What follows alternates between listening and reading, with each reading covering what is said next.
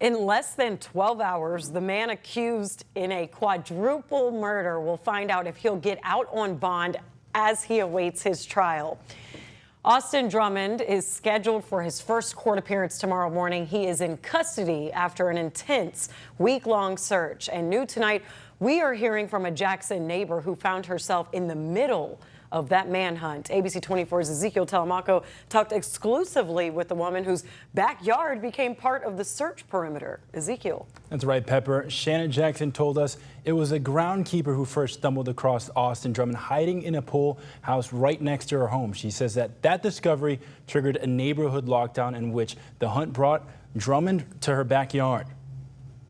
This neighbor's groundskeeper came across him in the pool house, called the police at 8 o'clock. The whole neighborhood went in a shelter-in-place lockdown, and I think probably about 45 minutes later he was captured. The final moments of a days-long manhunt played out just feet from Shanna Jackson's backyard. Yeah, I mean, he was camped out over here, and the video surveillance was at this house over here.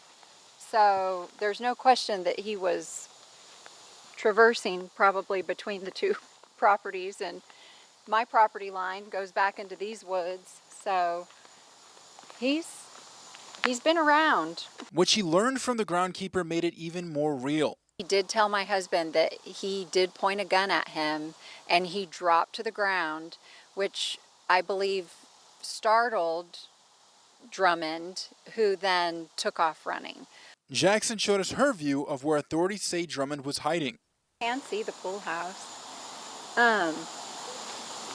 Beyond the garage, the pool house is the shorter building. It looks like there's a little screen down. Sure. Yep.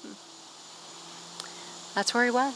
She also believes that's where officers recovered drugs and guns. I think that the weapons and the drugs that they found were in the pool house. At least that's my understanding. While Jackson never knew of Drummond personally, she knew of him and his past. One of her friends went to middle school with him, to a private school here in Jackson. So he started off great. He had great opportunities, and something got the best of him, and it could happen to anybody. With Drummond now in custody, Tabor Jackson is still shocked by just how close this hit to home. How lucky are we that he has been right here in our neighborhood and hasn't been violent again. As her family stayed vigilant during the lockdown, she says she found comfort in being prepared to defend herself if necessary. How scary is it knowing that somebody who was in jail for 13 years was able to get their arms on a rifle so easily?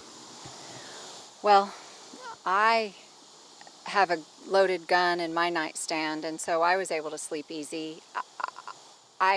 I think that we all need to have the opportunity to keep and bear arms, because somebody like that is going to get their hands on a gun regardless.